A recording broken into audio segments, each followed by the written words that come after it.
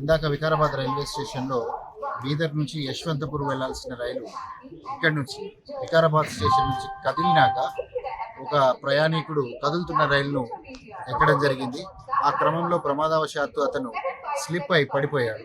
ఆ పడిపోయిన సమయంలో ఆ కోచ్కు ప్లాట్ఫామ్కి మధ్యలో అతను రోల్ అవడం జరిగింది. ఇంతలో గమనించిన ప్రయాణికులు ఏసీపీ చేసి బండిని ఆపేశారు. సత్వరం మేము అక్కడికి చేరుకొని అతన్ని రక్షించడానికి సాశక్తుల ప్రయత్నం చేశాం. అతడు బాడీని బయటికి తీసుకురావడానికి చాలా ఇబ్బంది అయిన తరుణంలో అక్కడున్న ప్లాట్ఫామ్ని పగలగొట్టి మరీ అతన్ని బయటికి తీసుకురావాల్సి వచ్చింది.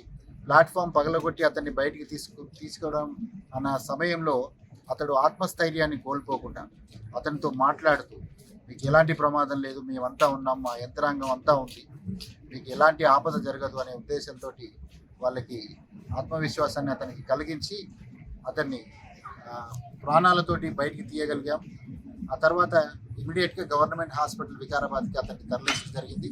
ప్రస్తుతము ఆ ప్రయాణికుడు ఎవరైతే ఉన్నారో ఆయన ట్రీట్మెంట్ తీసుకుంటూ ఉన్నాడు, మాట్లాడలేని పరిస్థితిలో ఉన్నాడు.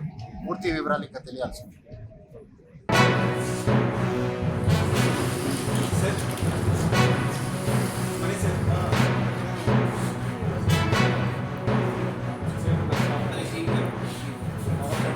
సిటీ స్కాన్ చేయాల్సి వస్తుంది. దాని తర్వాతనే ఎలా ఉంది అనేది చెప్పగలం. అప్పటిదాకా లోపల ఎంటైర్లీ కండిషన్ అయితే ఎక్స్ప్లెయిన్ చేయలేము. But as far as I know, as far as we have seen, ఇప్పటి వరకు BP, temperature, pulse everything is normal. So ఇప్పటి వరకు అయితే నార్మల్ స్టేబులే ఉన్నారు. ఓకే, ఇంకొన్ని టెస్ట్ కోసం హయ్యర్ సెంటర్కి రిఫర్ చేస్తున్నాం. సో ఉస్మానియాకి తీసుకొని వెళ్ళండి.